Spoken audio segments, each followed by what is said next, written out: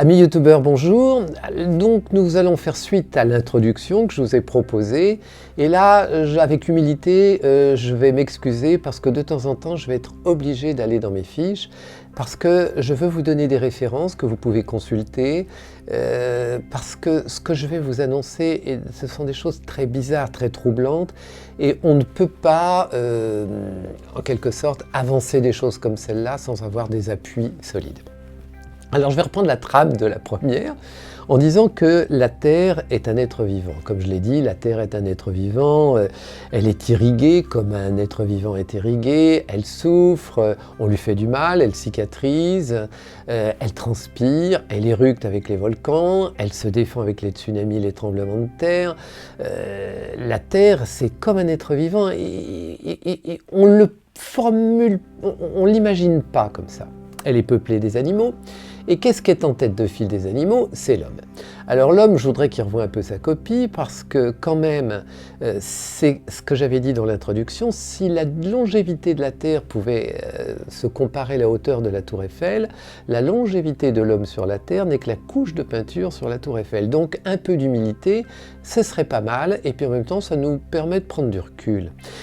Et l'animal subit l'homme actuellement, parce que l'homme qui s'est mis en tête, d'ailleurs ce qui est très amusant, c'est que l'homme mange tous les animaux, mais les animaux ne mangent pas l'homme, sauf les chamans ou les tibétains, les chamans qui vont se faire manger dans la forêt, ou les tibétains qui sont mangés par les rapaces. Il s'est mis tellement haut qu'il est impensable pour l'homme que les animaux mangent sa chair. C'est assez troublant, parce qu'on va manger la chair des animaux, mais l'inverse ne se fait pas, sauf chez certaines personnes qui sont très particulières, on verra ça tout à l'heure. Mais c'est quand même amusant. Donc, si vous voulez, actuellement, ce qui se passe, c'est que la Terre, elle est agressée, les animaux sont agressés, ils sont urbanisés. Et puis, il y a une vengeance. Il y a une vengeance avec les animaux, les chauves-souris, vous voyez, qui ont donné actuellement le coronavirus, quand vous voyez la grippe porcine, quand vous voyez...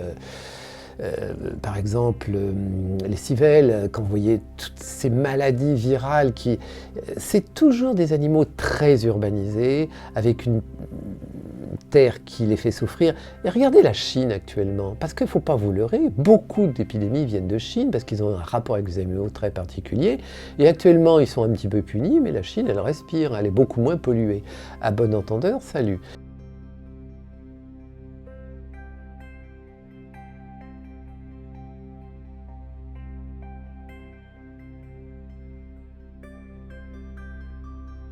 Donc ça c'est important, et grâce à la Terre, on arrive aux animaux. Et alors les animaux, différencions-les de l'homme.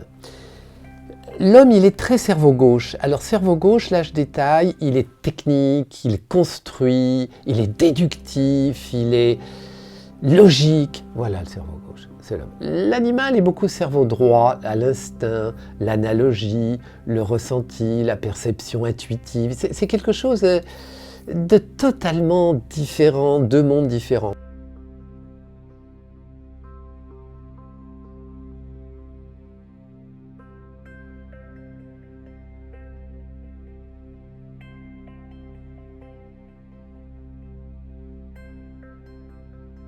Si on va un petit peu plus en profondeur, on va voir que l'homme est très pensé, qui va avec le cerveau gauche bien entendu, et que l'animal, regardez tous ces animaux domestiques avec cet amour inconditionnel, ils sont beaucoup dans le sentiment. Ensuite, il y a cette notion d'anticipation. L'homme est toujours anticipé, l'animal aussi, mais il est quand même beaucoup plus dans la sensation. Il profite, et il est différent. Donc vous voyez, il y a ces deux grosses différences qui ont amené, bien entendu, l'animal en haut de l'affiche par rapport à l'homme en haut de l'affiche, par rapport à ces techniques et qui ont amené des techniques de stockage. C'est-à-dire qu'il a stocké, il y a eu l'écriture, il y a eu l'imprimerie, il y a la numérisation. Donc il est capable au niveau du système éducatif d'amener plein de choses avec beaucoup plus de rigueur que l'animal où c'est instinctif. Donc si vous voulez, ça c'est quelque chose de technique qui lui donne cet avantage, on va dire, cerveau gauche. Et la troisième chose, et c'est à mon avis la chose la plus importante, c'est que l'animal n'est pas en quête de divin. L'homme, il a toujours besoin d'un Dieu. Alors il le projette, c'est Jésus, c'est Mahomet, c'est ce qu'on veut. C'est le Dieu argent pour les religions séculières. Si vous voulez, il a toujours besoin de projeter un Dieu, comme si l'animal n'en avait pas besoin. Et on peut se poser déjà la question de savoir si l'animal n'a pas intégré ce dieu intérieur. Ça, c'est le développement de toute cette vidéo. Donc voilà ce qui différencie l'homme de l'animal. Maintenant, à contrario, je vais développer des qualités que possède l'animal que l'homme ne possède pas aussi puissamment que l'animal. Donc, si vous voulez, on va être dans le premier point, c'est le côté psychopompe. Le côté psychopompe, c'est le côté thérapeutique. Alors, le dieu Asclépios, c'est le dieu de la médecine chez les Grecs. Et ce qui est marrant, c'est que les Grecs mettaient des chiens, si vous voulez, auprès des temples dédiés à la médecine, parce qu'ils s'étaient rendus compte que les chiens amenaient du plaisir. Nous, on s'est rendu compte qu'ils amènent de l'ocytocine, c'est l'hormone du bonheur, l'hormone du plaisir. Et ça, c'est quand même très, très important.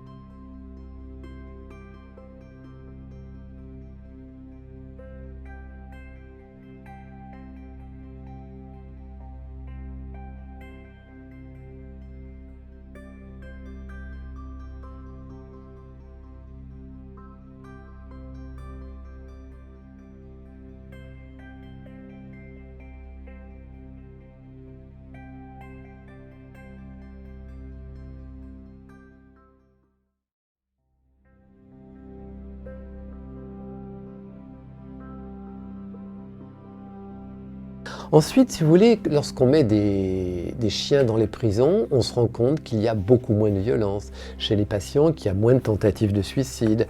On se rend compte, en quelque sorte, que les chiens amènent un amour inconditionnel qui est assez surprenant et qui fait qu'ils amènent de l'affection.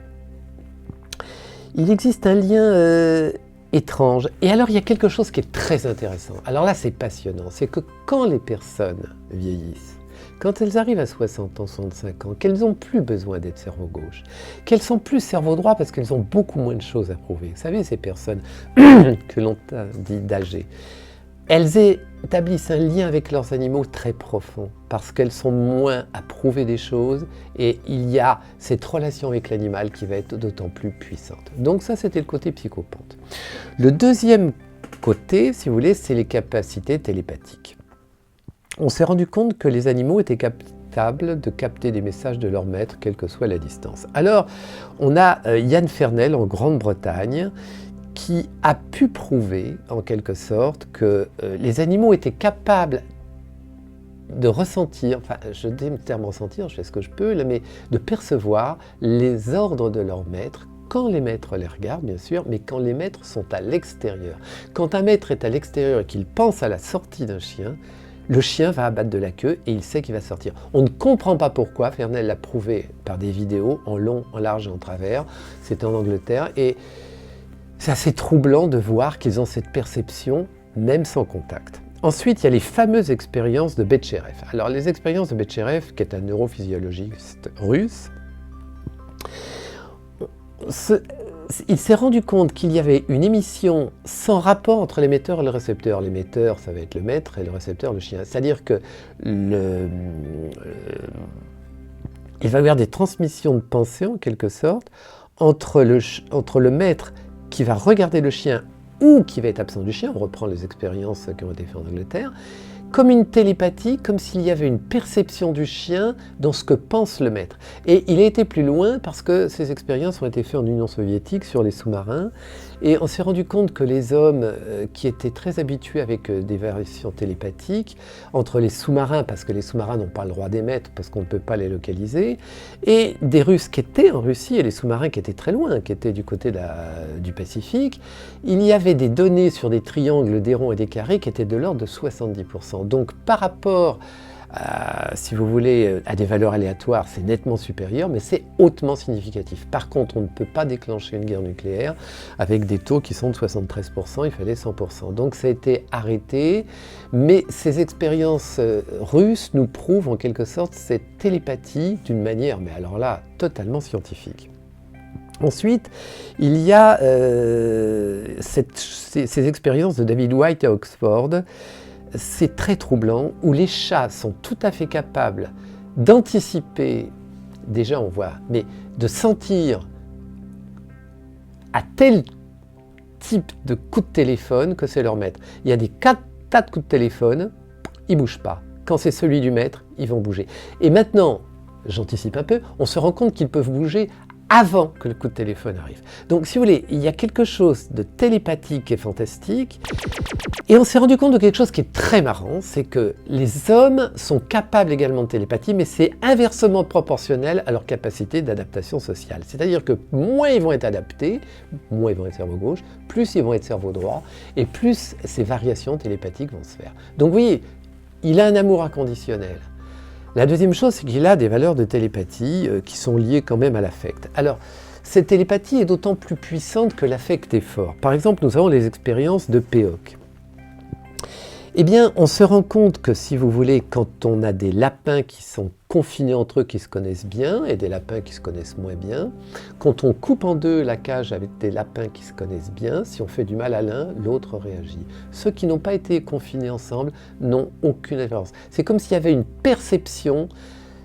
Alors là, c'est pas de la télépathique, c'est émotionnel, je sais pas ce que l'on peut dire, mais quand des lapins se connaissent bien, quand on coupe les cages en deux, quand on va faire du mal à l'un, l'autre dedans va le ressentir automatiquement. C'est très troublant et on fait ces expériences-là surtout en captant les variations cérébrales. La deuxième chose, c'est l'expérience du labyrinthe. C'est fantastique ça. Vous prenez des mères et leurs petits, et vous prenez des rats mélangés. Quand vous coupez les mères avec leurs petits, vous allez avoir les mères et leurs petits, et après vous coupez les rats qui sont ensemble, vous allez avoir les rats et puis des copains rats qui vont être dans une deuxième cage. Quand vous faites apprendre au rat le labyrinthe, il faut 15 minutes pour qu'il le retrouve. Quand vous faites apprendre le labyrinthe aux mères, il faut 15 minutes pour qu'elles retrouvent la sortie. Les deuxièmes rats qui étaient très très loin dans le pays, vous leur faites apprendre le labyrinthe, ils mettront 15 minutes aussi. Mais les petits, qui sont éloignés de leur mère à plusieurs centaines de kilomètres, vont mettre que 3 minutes. Ce qui veut dire que les mères, quand elles apprennent à sortir du labyrinthe, le transmettent à leurs petits, et qu'il y a une intégration des petits, c'est absolument phénoménal. Ça, c'est quelque chose, si vous voulez, qui a été fait et refait, qui est extraordinaire. Et vous avez les études de Essner qui continuent actuellement à New York, qui sont absolument phénoménales. C'est que quand vous mettez un chien avec un autre chien, congénère, très peu de temps, dans une cage, et vous mettez la mère et son petit aussi. Au bout d'un certain temps, vous les séparez. Quand vous agressez la mère, le petit qui est à 300 km va avoir des variations à l'électrocardiogramme. Si vous avez un chien qui n'a pas été avec l'autre, il n'y aura pas de réaction. Et ensuite, ça s'est fait entre chiens qui étaient très proches, non pas de lien de parenté, mais des chiens qui devenaient des copains, des amis, et des chiens qui n'étaient pas forcément confinés ensemble. Les chiens amis, c'est pareil. Quand vous les distanciez de 500 km, et ça se refait actuellement à New York, automatiquement, il y a des troubles à l'électrocardiogramme sur ceux qui ont été confinés, où il y a eu des liens qui se sont créés. C'est quand même extraordinaire, ces liens télépathiques, si vous voulez, phénoménaux, qu'utilisent les animaux, on le verra, mais les humains le subissent. Troisième chose, c'est le GPS. Les animaux sont capables de s'orienter, et alors là c'est extraordinaire, c'est que quelque part à Cleveland, c'est Eric qui fait ça, le professeur Eric, vous coupez tous les sens d'un animal, il est tout à fait capable, sans ses sens, de retrouver l'origine de sa migration, enfin de continent à continent.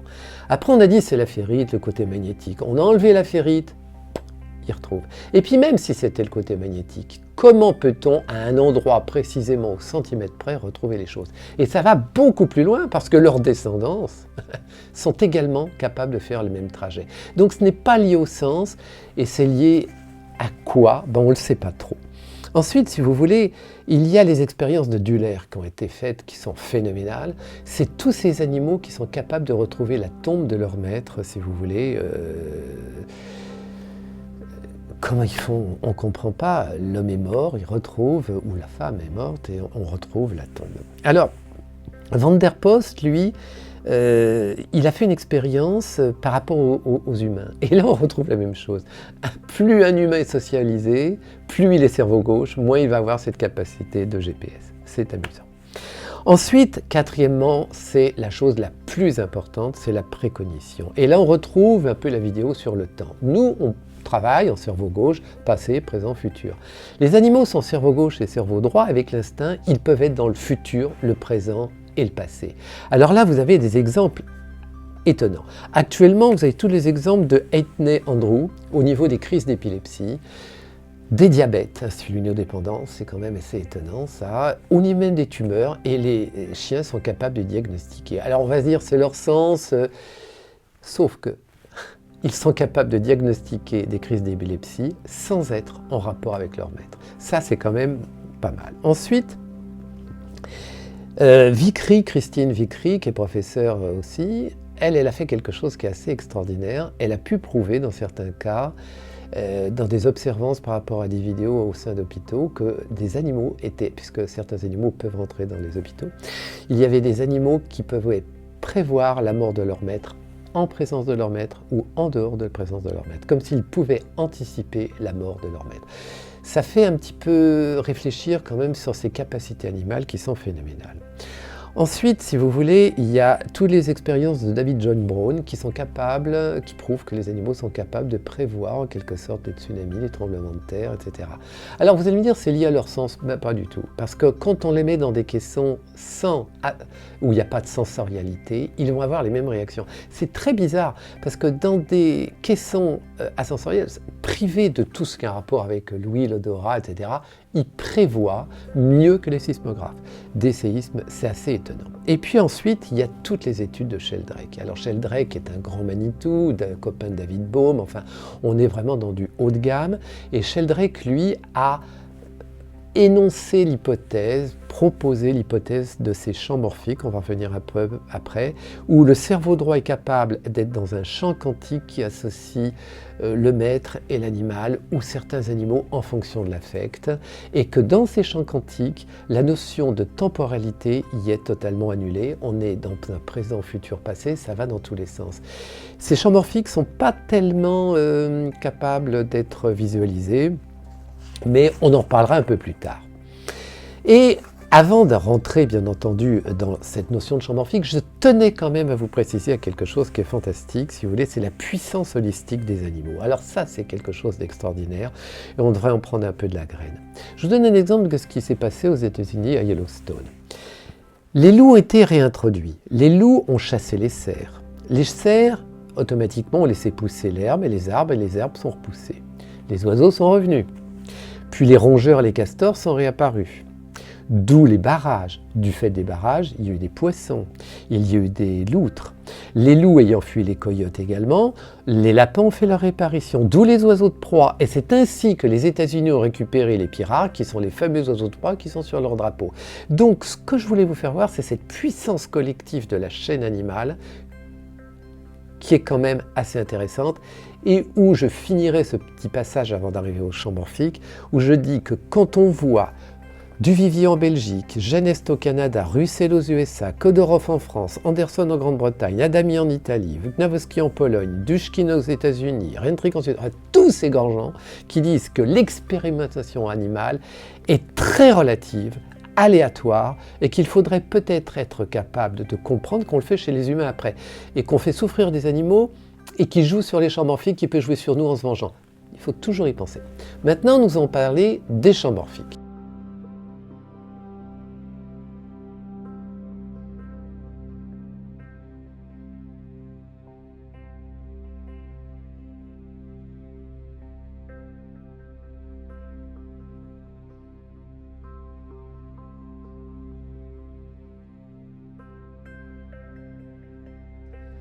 Donc nous abordons la notion de champ morphique. Alors Sheldrake a émis l'hypothèse des champs morphiques. Qu'est-ce que c'est qu'un champ morphique? Ce serait un champ quantique.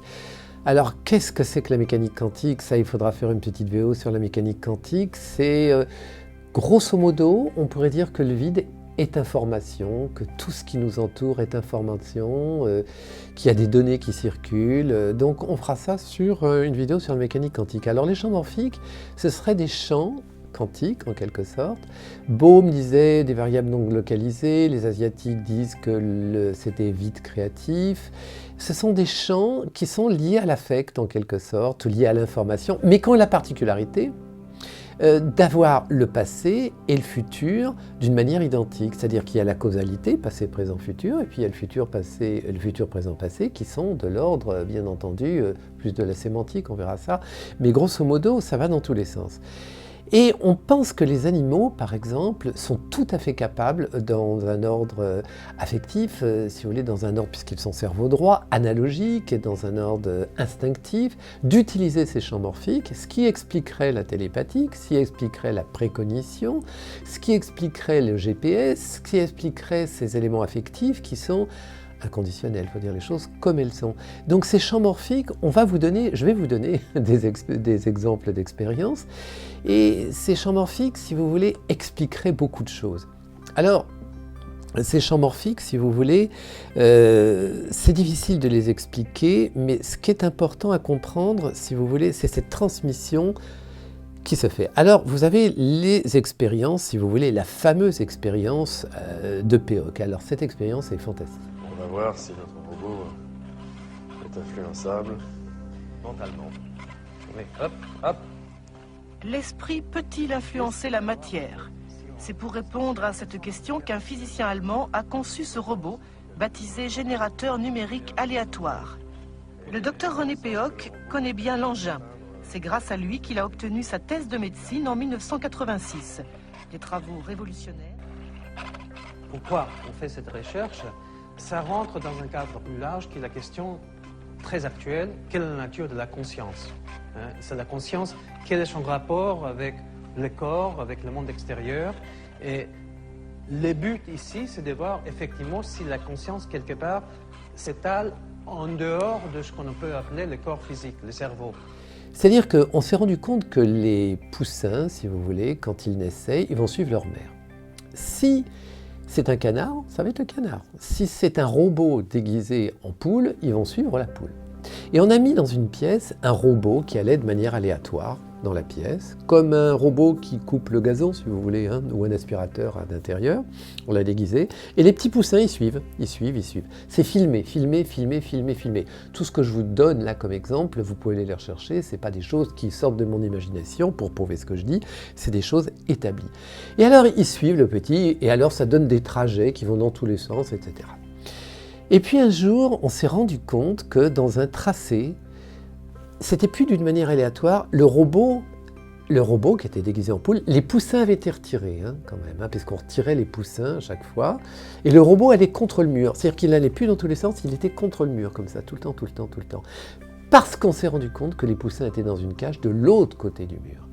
Et là, ça pose une question. Ça veut dire en quelque sorte que ce champ morphique intervient autant entre les poussins et le maître, les poussins et la maîtresse, entre guillemets, qui est la poule, qui est le robot déguisé en poule, mais que le robot interagissait aussi. Et là, ça commence à poser problème. Parce qu'au fond, la matière, qu'est-ce que c'est? La matière, c'est du vivant. Vous prenez un bureau, vous prenez un appareil photo, vous prenez n'importe quoi, c'est quoi? C'est que du vivant. C'est des électrons qui tournent de plus en plus vite pour que ce soit dense. S'il tourne moins vite, ça va être moins dense, mais c'est toujours du vivant, qu'on le veuille ou qu'on ne le veuille pas. Et c'est du vide, en quelque sorte. C'est assez compliqué, on le verra en mécanique quantique. Et ce que je veux dire, c'est que par la mécanique quantique, on sait que la particule devient onde. Ça veut dire qu'il y a une dualité entre l'onde et la matière. Mais les champs morphiques interfèrent et on se rend compte que le robot va rechercher les poussins. Ou est-ce que c'est les poussins qui interfèrent sur le robot? On ne sait pas. Mais cette expérience de Péoc, elle est phénoménale parce que elle nous prouve que c'est pas si simple, la matière. Normalement, les tracés sont totalement anarchiques, comme le veut le hasard. Mais là, on dirait que le robot sait où il va. Pendant 20 minutes, il s'approche doucement mais sûrement de la cage, comme s'il répondait aux appels désespérés du poussin. Apparemment, la volonté du petit oiseau a brisé la loi du hasard.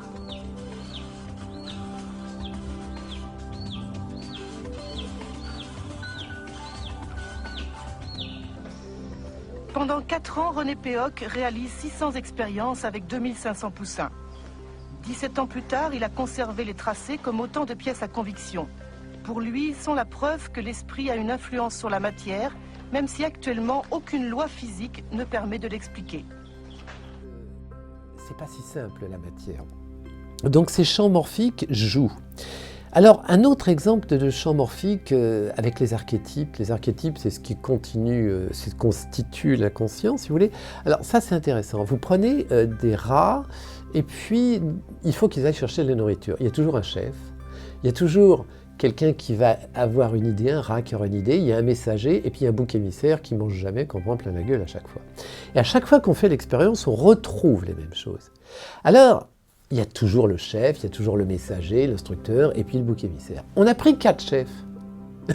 Et quand on a pris 4 chefs, on retrouvait un chef, un bouc émissaire, un messager, un instructeur. Ce qui veut dire que dans ces champs morphiques, il y a une mémorisation qui est absolument extraordinaire, qui est liée au passé, mais qui est liée au futur. Alors, on a une petite idée de ce futur, si vous voulez, c'est les grandes découvertes. Et bien, les grandes découvertes, regardez, ça c'est purement empirique, toutes les découvertes, si vous voulez, les grandes découvertes, des fois, se font d'une manière synergique, synchrone, à des endroits de la planète, comme s'il y avait un champ qui émettait et que les hommes étaient récepteurs et qui, quelque part, étaient capables, en quelque sorte, de faire cette découverte au même moment, dans des endroits totalement différents. Donc les champs morphiques, ces champs quantiques qui nous entourent, qui sont liés à un aspect mémoriel, en dehors du temps, qui nous entoure, ont une interférence sur nous. Tous les animaux qui sont cerveau droit vont s'en servir de ces champs morphiques pour la télépathie, pour la précognition, pour le GPS. Et nous, les humains, on aurait tendance, depuis qu'on est très intelligent, trop au cerveau gauche, à les subir, par exemple, la notion de découverte. Maintenant qu'on a vu plus en détail toutes ces choses-là, on arrive au clou, c'est la notion, si vous voulez, de don. Alors, je suis obligé, au niveau du don, de faire un rapide résumé de tout ce que j'ai pu vous dire parce que vous l'avez écouté. Maintenant, par ce petit résumé, vous allez peut-être davantage l'intégrer.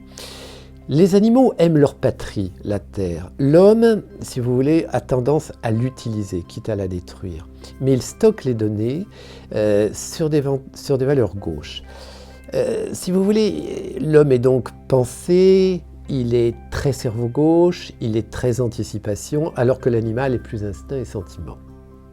L'homme est en quête du divin, et là on est déjà en phase de se poser la question de savoir si l'animal, ce divin, il ne l'a pas intégré. Mais nous, on va le chercher. Et l'animal, on a pu le voir, il est psychopompe, il est capable d'être dans l'instinct avec ses fameuses, au niveau des champs morphiques, précognition, GPS, télépathie, et cet amour inconditionnel. Alors là, je suis obligé de citer un Baptiste Morisot, qui est un philosophe.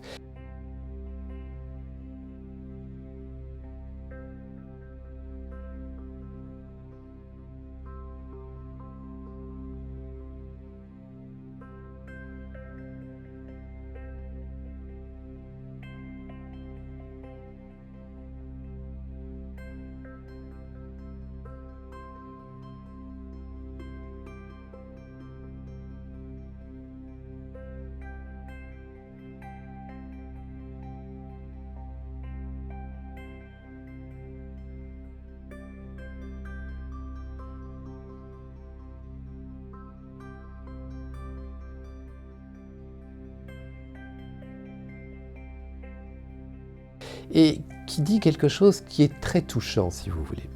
Lorsque vous êtes dans la forêt, je prends un exemple, celui de la biche, mais ça peut être les yeux d'un animal, d'un chien, ça peut être aussi un chat qui joue, qui vous touche. Et il dit, quand vous croisez une biche dans la forêt, elle vous regarde dans les yeux. C'est vrai qu'elle vous fixe. Et on a l'impression d'un don. C'est un don très particulier, ce qui se passe.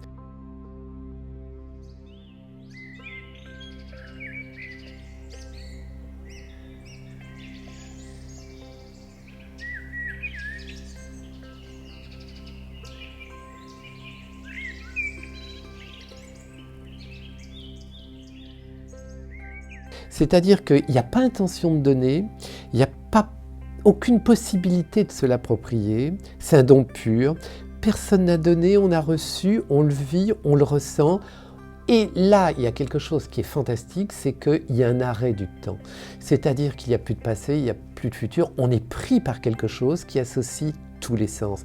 La pensée, l'instinct, la sensation, l'intuition, on est dans quelque chose, si vous voulez, qui est totalement magique, qui est de l'ordre d'une mixité du cerveau gauche et du cerveau droit. C'est le don que nous donne cette biche et Ce dont moi j'aurais tendance à dire, un petit peu comme Baptiste Morisot, qu'il nous renvoie à notre animalité où on a intégré un cerveau droit mais que l'on n'est pas capable d'utiliser parce que le cerveau gauche est en puissance majeure. Et rappelez-vous ce que je vous ai dit, les personnes âgées qui balayent le cerveau gauche sont plus en prise avec ce don au niveau, et ça se transparaît dans la relation qu'ils ont avec leurs animaux.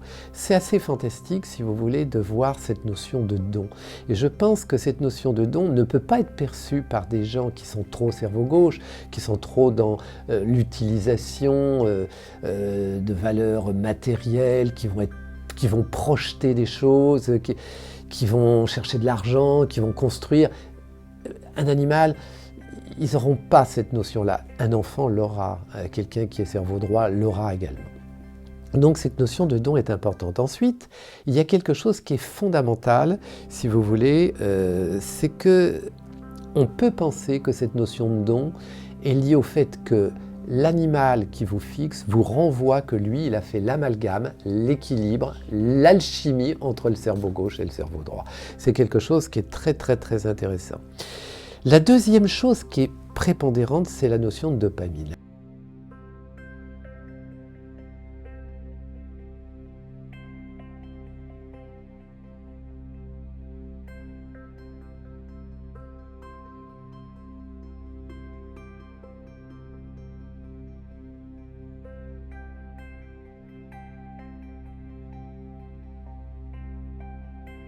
De dopamine. La dopamine, vous savez, c'est la notion, c'est cette hormone qui procurerait le plaisir, qui procurerait la joie.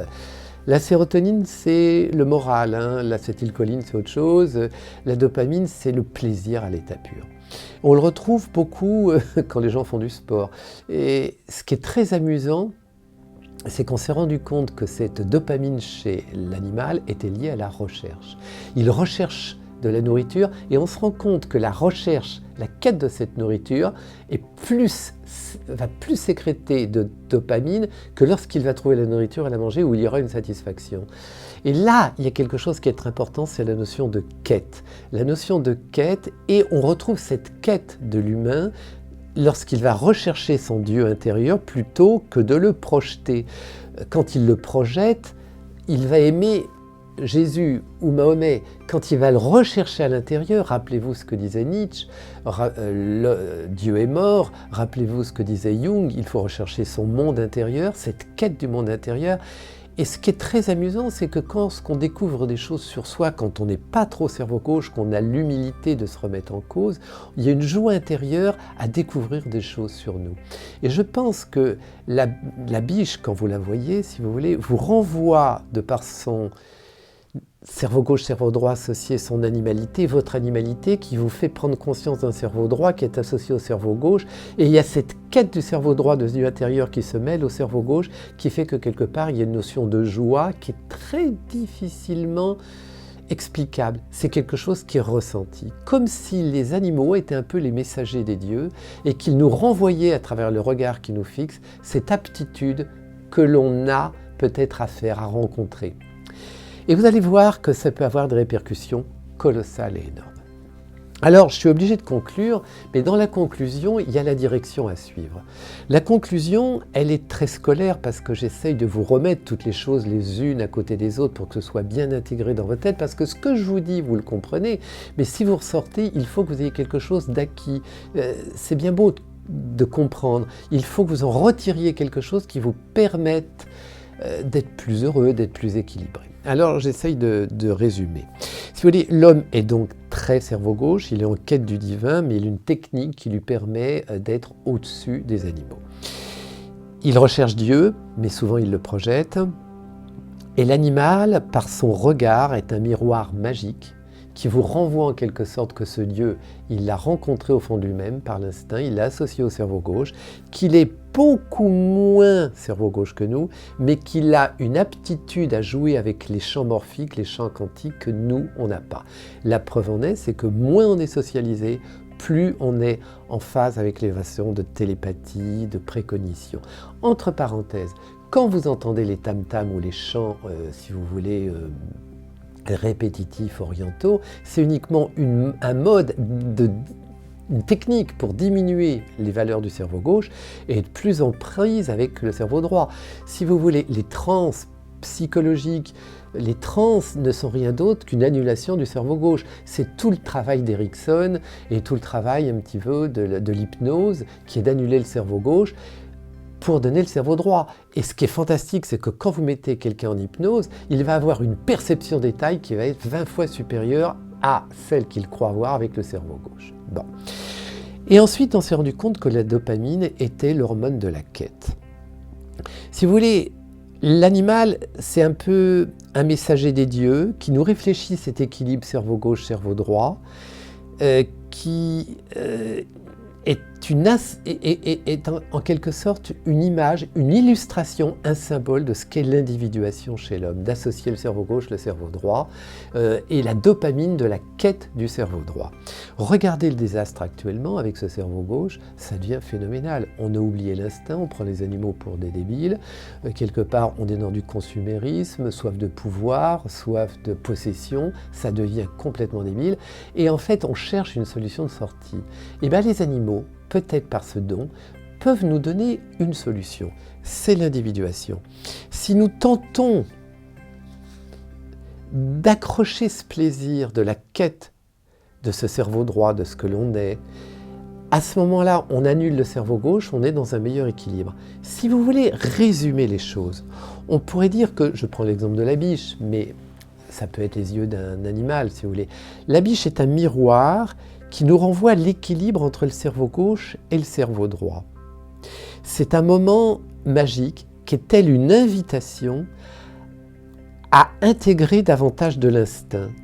Et quelque part, à ce moment-là, il y a de la dopamine à aller rechercher ces valeurs-là, cet instinct, et qui va nous donner une émotion intense d'équilibrage entre le cerveau gauche et le cerveau droit. Alors, bien sûr, notre cerveau droit va être à la hauteur de notre cerveau gauche, c'est difficile, peut-être qu'il faudra diminuer le cerveau gauche, mais on pourrait conclure dans le fait que l'animal nous renvoie cet équilibre que l'on a intégré pour être plus heureux, où on va associer l'inné, l'instinct, avec ce que l'on a appris, cerveau gauche, cerveau droit, sentiment avec la pensée, la sensation avec l'anticipation, et on va pouvoir peut-être contacter cette puissance d'équilibre qui va nous permettre de vivre un collectif sans jalousie, sans rancune. Et je pense que les animaux peuvent être les messagers des dieux dans le sens où ils nous embarquent vers un équilibre qui pourrait nous faire sortir tout doucement de cette course à l'échalote où on est en train de tout casser. Et ce qui est amusant, c'est qu'il y avait un poète qui s'appelait Blake et qui disait cette phrase qui est lourde de sens quand on a compris tout ce que je vous ai dit, qui disait « La biche qui erre dans les taillis tient l'âme humaine hors des soucis ». Et en fait, je crois que c'est ça la solution. Alors bien entendu, cette vidéo paraît simple, mais elle est très complexe. Cet équilibre entre le cerveau gauche et le cerveau droit, la perte de l'apparence, la perte de la persona, le bonheur au fond de nous-mêmes, ce don, cet équilibre. Maintenant, c'est facile à dire, c'est difficile à faire. Donc voilà, on repartira sur l'individuation, puisque la biche est l'illustration de l'individuation. Alors, allez sur les vidéos. Ce qui est important, c'est maintenant que les vidéos commencent à prendre un petit peu de valeur, c'est bien entendu de s'abonner à la chaîne et puis d'appuyer sur la cloche de telle manière que vous soyez prévenus quand une nouvelle vidéo sort. Voilà, je tenais à vous remercier de m'avoir écouté et puis je vous souhaite encore une fois une bonne journée. Au revoir.